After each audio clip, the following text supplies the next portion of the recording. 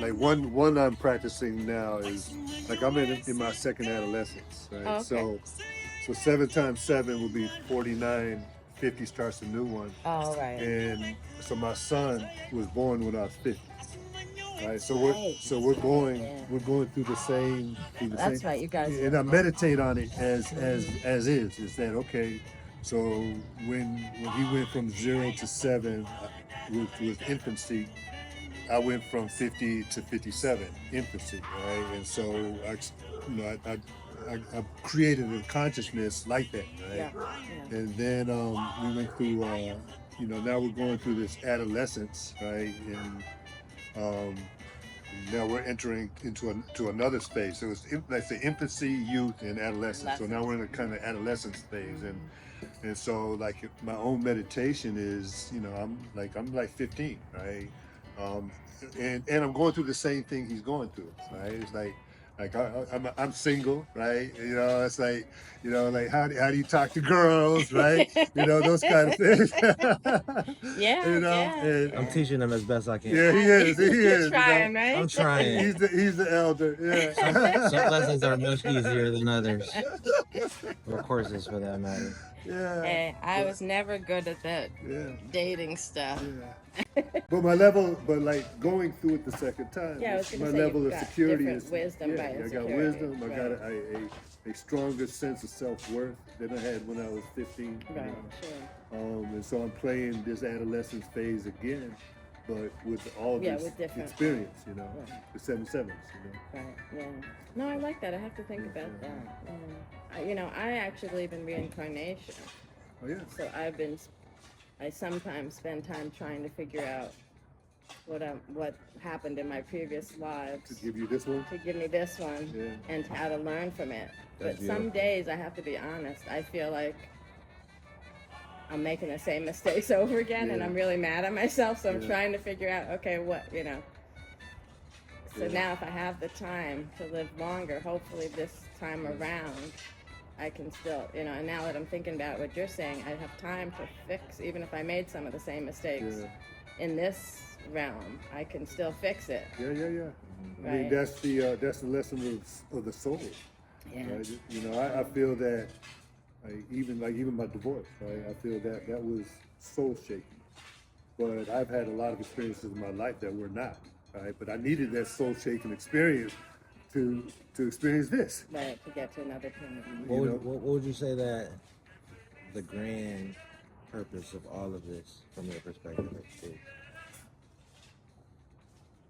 Well, I still feel the responsibility that my parents gave me to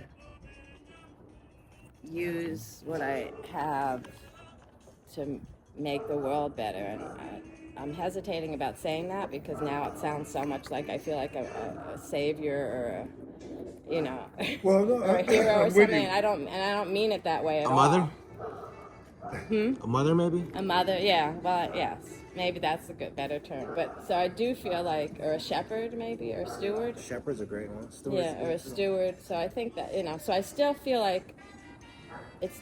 I mean, I guess I have personal goals in terms of being a good human being, helping other people, being a good mother, grandmother, daughter, or whatever. But I also feel like my major goal is to try to do something to make things better in the world so that when I move to whatever next thing I move to, things are better than when I left it. But it's also hard because, I watch my dad, who, obviously was one of the people who taught me that, and he's so frustrated right now because he doesn't feel like the world is better, right? And, for him, as I said, he's already lived 50 years longer than he thought. And now he keeps saying maybe he has another 10 years, so he's got it like a 10-year goal right now. But I know he's really frustrated because he feels like things aren't really that better for his 100 years here. And He's probably not going to go until he feels that things are the better. things are better. because Maybe he that's wants what's to keeping. see that. Yeah, and maybe I that's think he what's wants to be keeping a part him of going. it as well to some degree. Yeah, So that's an interesting that's way why to he's think about it. He's like, nope. But I feel there's still bad work for to be him done. because it must be frustrating to feel like even the stuff he thought was helping didn't do as much as he thought it was doing. But it kept him on the planet. So It kept him on the and planet, that's what's right. important. Yeah. I was telling these folks here, like for myself, I think that like the early stages, like when I first went to UMass, I became politicized in the black political, not excuse me, in black nationalist kind of consciousness. And I feel that with that thinking, but that with a desire to serve, right? I felt that I was carrying a burden. I was carrying the weight of the world on my Right, back, right? right. And I think my demeanor expressed it. It's like, okay, we got to fight. We fight this revolution, right? Yeah. But stepping away from the crossing the bridge to abundance is like no, it doesn't have to be a burden. Right. And I feel that what now that I'm walking in this other space, in this abundant space, it's like no, these is you know you know we have collections of memories, and we can choose what our memories are, right? And there's a quote that there will be peace in the Middle East, right? Okay, there's things happening, but maybe beyond our understanding, right? But there will be peace, and we're treated as a given, and then walking the planet that way is like, you can demonstrate that, and so, but I just feel that, like, the idea of reaching triple digits, from a perspective of abundance as compared to having a burden. Right. Having the burden, I'm making a conscious decision to take that path, right? And I look at the young folks around me. It's like, look, just watch, right? And improve on, Right. on it. But I think the mission, like first principle love, no better mission than that. It's true. See, we had an excellent conversation last night about God's will and desire, and how they align and or separate at times. But it's interesting that you could just will anything into existence. I mean, through the mind of God, through the will of God. So, it was an excellent conversation. Yeah. Oh, good. Is there anything that you'd like to talk about on camera? I want to make sure that what are you currently, and I don't want to sound like that, but promoting. So, I'm currently, I guess, trying to make that connection between my scholarly and my spiritual life. Mm-hmm. So I've really embraced that notion of abundance too, not quite as well as Curtis. Curtis is always teaching me how to how to do it better. Oh, I'm And how to learning align. from It's Rafeal. practice. Yeah. It's a practice. But I am more focused on that in this. So I'm trying to connect sort of, my passion about economic democracy and achieving and how to achieve economic justice and what that means, but now connecting it to this notion of abundance, because in our training, obviously, we were trained on the scarcity model, though Right. we also made sure we got trained in political economy. But political economy doesn't even go; it's not enough. It's Right. it's, It's it's the another bridge. tool. It's a Yeah. it's a bridge to get there.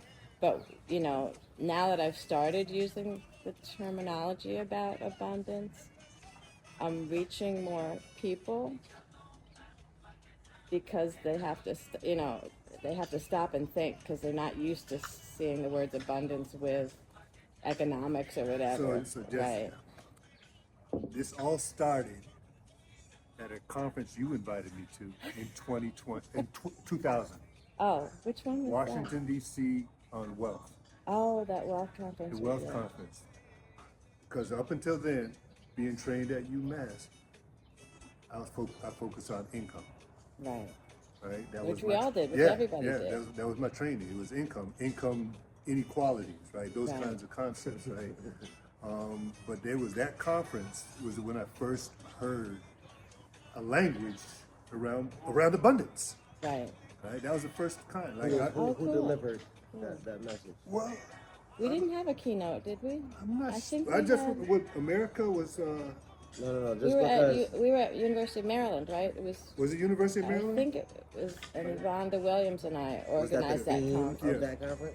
Yeah. It Well, was looking not at- abundance. Wealth. It was looking at well, wealth and so equality, but we were. The revelations that you revealed, that were revealed to you around abundance. How was that delivered at that conference? Who delivered that message? No, he figured it out because of the talk about wealth. I never. So Jessica and I were trained in a particular paradigm, a particular form of economic thought, and policy stuff that came out of that thought was built around unionization, like labor Right. rights, And income inequality. and income inequality. So when we would be out there in the public talking about issues, we tended to spend a lot of time talking about income inequality. Is that right? What you saying? Yeah.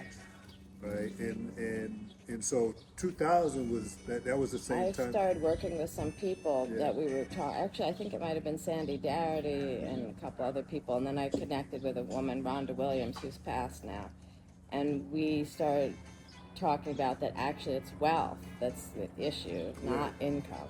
Yeah, And so then we pulled together all the people of color. It was the first conference of people of color scholars, specialists, economists, and sociologists to talk about wealth. And actually, I'm not even sure we said wealth inequality, because remember, I ended up doing a book on that off of that conference, and we called it Wealth Accumulation in Communities of Color, Current Issues or something. So it was not even about deficit, even though we didn't have that language yet. It wasn't even really about deficit. It was about accumulation and lack of accumulation, or what are the things that were stopping wealth accumulation. yeah, I would say that was pivotal. I mean, for myself, it was Yeah. pivotal. I didn't at the time. I didn't know how pivotal. But That's interesting. Yeah, I didn't realize that's what made you start Yeah. thinking. I mean, it definitely had well, me it was, thinking but differently. it was that Yeah. in combination with I participated with faculty, staff, and students at Buffalo State, and we started a saving. That's no, right. excuse me, an investment You club. started the investment the club, Conscious right. Investment Club.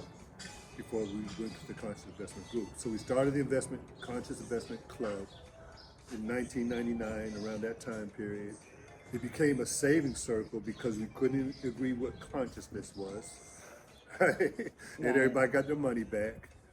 So that was what was going on. The stock market, like you had the .com. Well, before the .com bubble, you had the .com bull, right? And so my retirement account was going straight up, and I it was.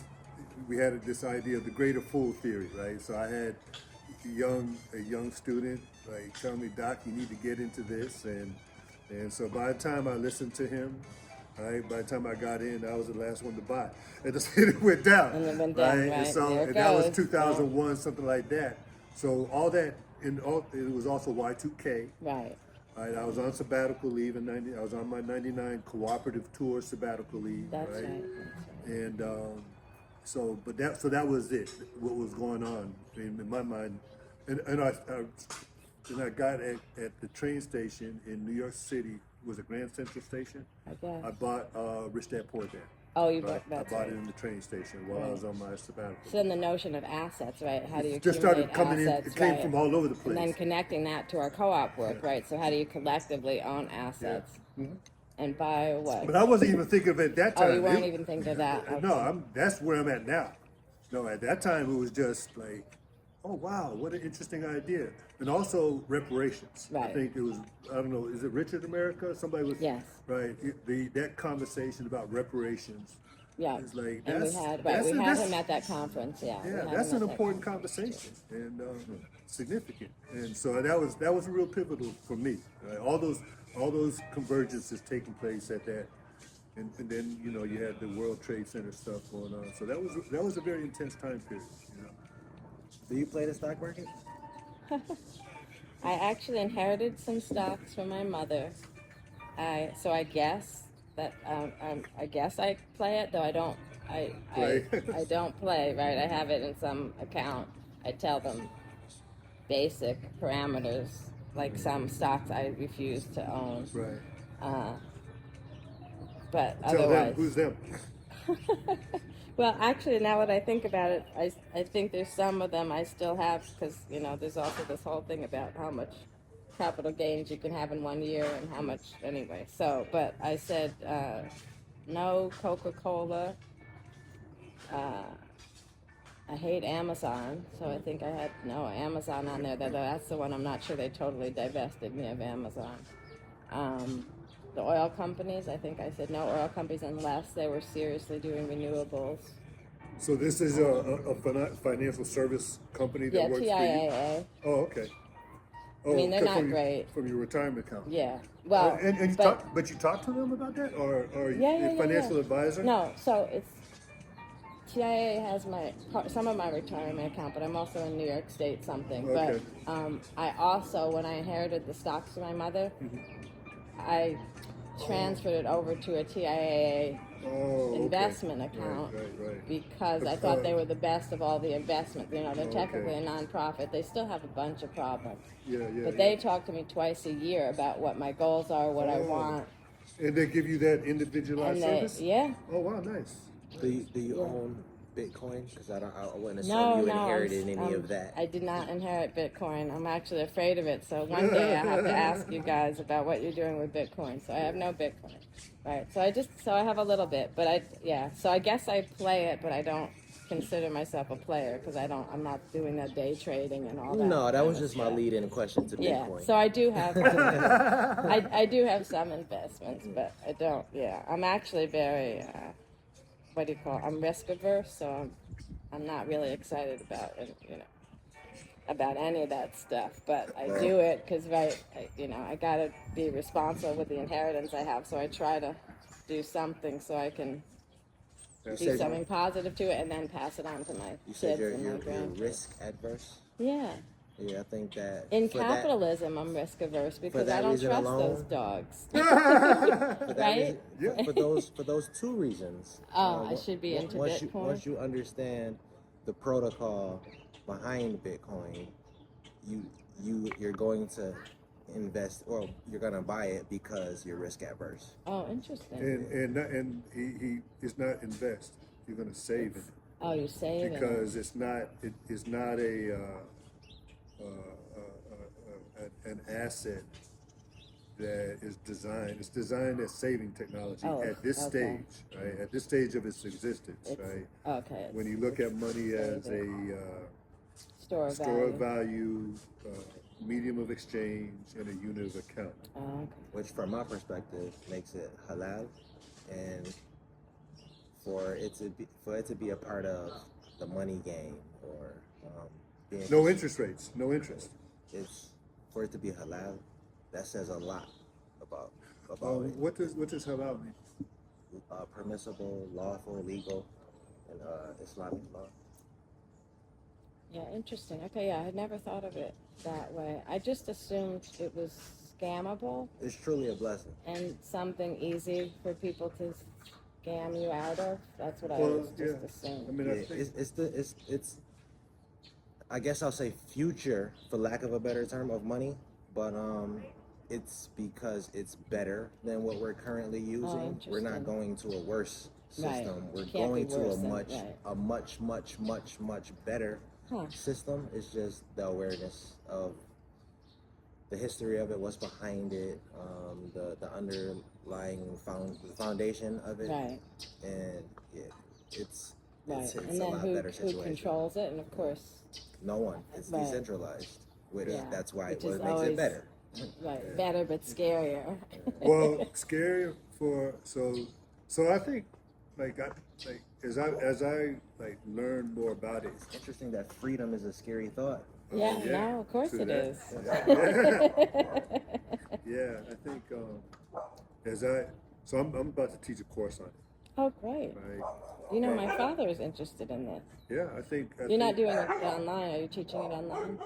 I might be doing some of If it. you end up We're trying to figure out how. online, let me know. I'll get him to tune in on it because he's very interested in trying to figure this out. Yeah, I'm trying to figure out the ethics of doing a course at Buck State and sharing it with the world. Right. Yeah. Or how to do it because I think I have a feeling that what I'm going to do is maybe have some students intern with the academy, and we're going to produce a product, right? And so that will allow. So it could be a podcast. Yeah, it could be a podcast, and we could allow people who are not Buff State people to participate. And the big difference is Buff State people get credit. Everybody else don't. It's kind of like auditing, Yeah, you know? yeah. But we're masterminding it too, because we'll be auditing it for a purpose. Right.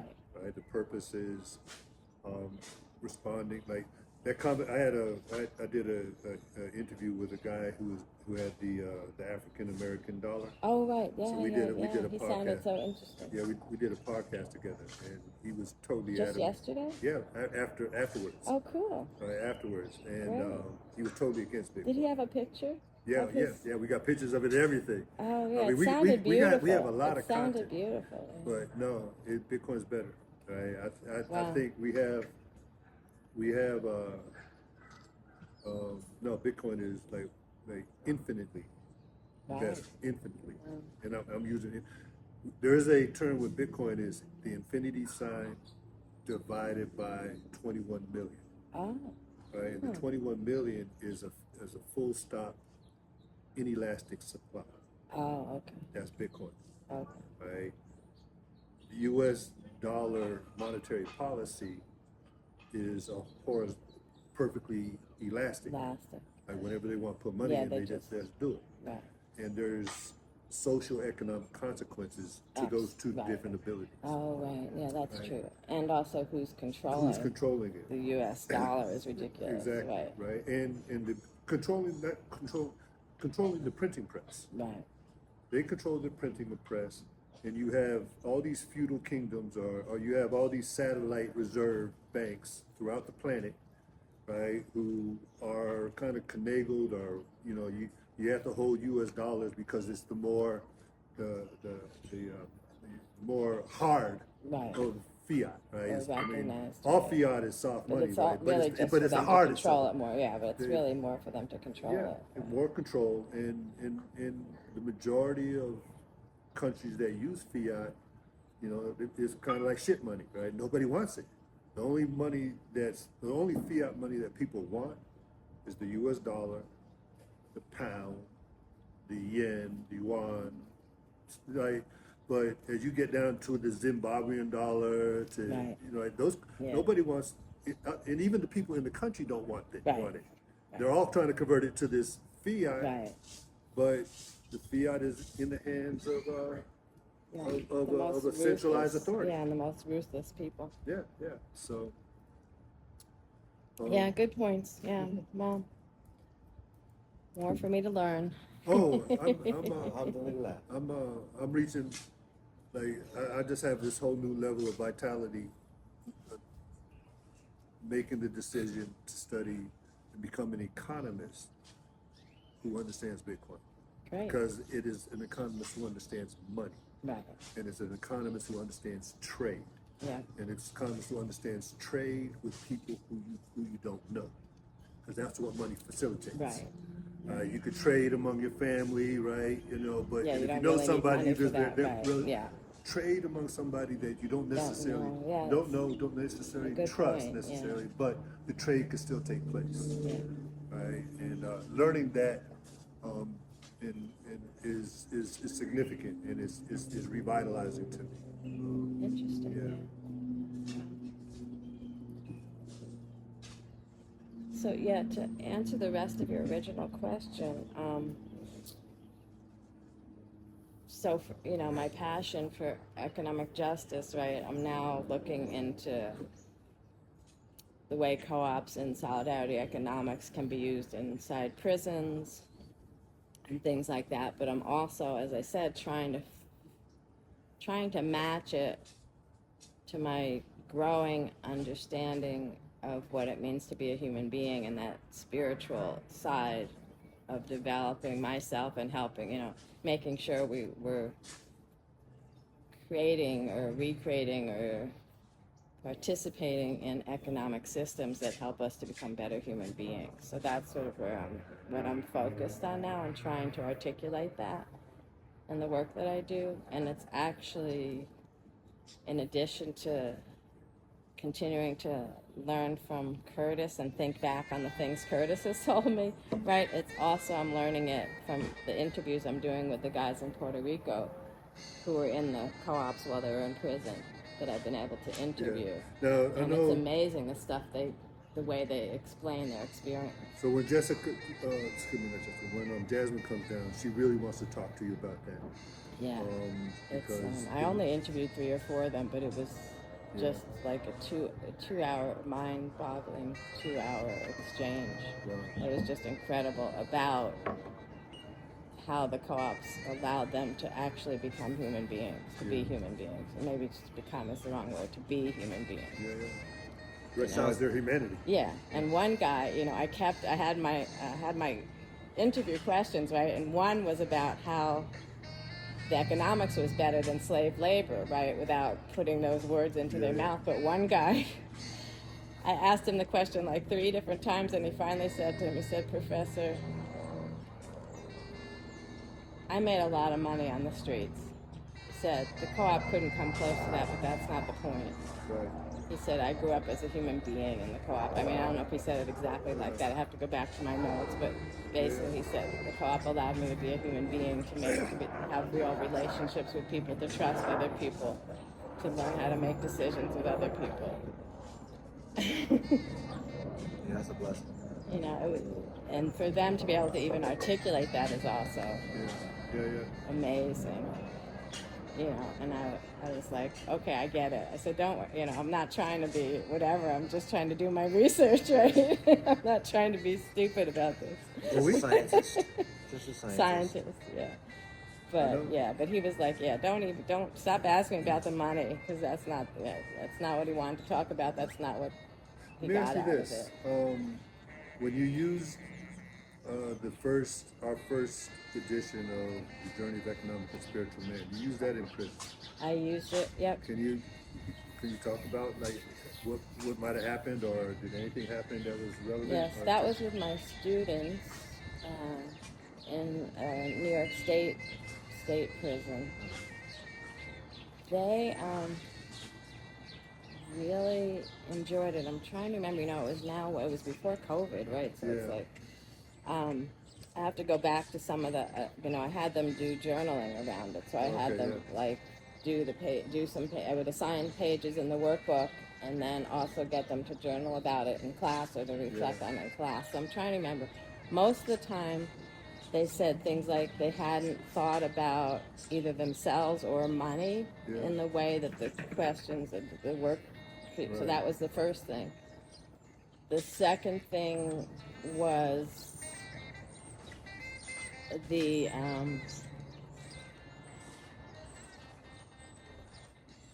got excited about that they could. I don't think they said that they had always been seeing themselves as entrepreneurs, but they got excited about that entrepreneurship. There could be an acceptable way to do entrepreneurship. And they could see them. They could talk about being a business person without, feeling like guilty or feeling like, So I think that, and then 2, I think 1 or 2 of them said it really made them think about themselves and their journey differently. That they hadn't really been asked before, especially in any of their coursework, to think about those connections to their experience with where they're moving towards. I'm trying to think what else. And then I don't remember if the workbook, or it was just the topics, because I was introducing them to co-ops toward the end of the course. I introduced them to co-op stuff, and they were also really fascinated. Well, first they were like, oh, it can't work, right? And they couldn't figure out how it could work either in prison or out of prison. And I kept telling them, I'm giving you examples of how it works, but but I understand that's not your experience. But they also were fascinated that could be what economics is, right? Yeah. What could be a call to action of yours to the average person, quote unquote, that's a listener of this podcast episode? How could the people help assist you in your mission? Well, the first thing that I think is really important is, even though I'm talking about all this spirituality stuff, I do also think that people need to see themselves as economists, but in the broad sense, not as capitalists, not even as entrepreneurs, but as economists in the sense of that we're all involved, we're all agents in trying to reproduce ourselves and our societies, and to manage, right, to balance and manage the abundance that we have or could have. Because I think most people don't see themselves as economic agents. So trying to make sure we all see ourselves as economic agents, because then we can do, once we see that, we can do anything, right? And we need to know that we can do anything so that we can all be part of moving toward changing the societies that we're in. So for me, that first step, right, seeing and not waiting for other people to make your economic decisions, or not thinking that other people's economic decisions are better than yours, right? Seeing that you're an economic decision maker, and that the decisions you make are just as valid and just as good as anybody else's, but because we're economic decision makers mean we can change, right? We can make change, we can do things differently. And that way, I think people are more receptive to then figuring out how to do it more together, how to work together better, and how to be interested in learning more about alternative economics, or going back to our roots of solidarity economics. So I guess, I don't know, it's not exactly a message, but I think the message was clear. okay. Good morning, Jessica. Hey, How are good you? morning. I'm good. How are you? Good, good. If I could have another message from you, that would be incredible. How do you define love? Ah, no one has ever asked me that before. I'm inclined to say you're welcome and thank you. Sure. You know how we do. I guess for me, love is an overwhelming feeling of gratitude and possibility. So gratitude, to be able to be in these in relationships, and possibility that we can be in even better relationships than we are. I think that gratitude is a pleasantly common enough response for me. It's my favorite response, and that was the first time that anyone has responded with possibility. And I love that. Good. Thanks for sharing. Yeah, no, you're welcome. Actually, gratitude has been on my mind because I've been reading this book on indigenous knowledge. And one of the things I came across was the Lakota Wheel of Courage. And they say that gratitude is the highest form of courage. So I actually now have that quote at the beginning of the new preface to Collective Courage. Because I said, if gratitude is the highest form of courage, and I'm talking about collective courage, then collectively, right? Collective gratitude means, or actually, it's not gratitude, it's generosity is the highest form of courage, but gratitude is part of how you express your generosity. So I actually said collective generosity is what the stories in Collective Courage is about, right? And that people don't normally think about economics in terms of generosity and gratitude and that kind of stuff, but that's really what we're talking about. This is the point. Plug the book. Please do. So collective courage it was published now 10 years ago. 10th anniversary edition of the book. 10th Yeah. anniversary Published, issue is coming like- out. Yeah. It's amazing because, when I wrote the book, I thought Curtis would read it, my family, and maybe a couple other people. I had this list of about 10 people I thought who would read the book. It turns out to be one of the best-selling books that Penn State has on their roster, which is why they're willing to do a 10th anniversary reprint, which apparently they usually rarely do. Yeah. So it's very exciting. I was so excited about the idea of Dr. Haynes doing a foreword.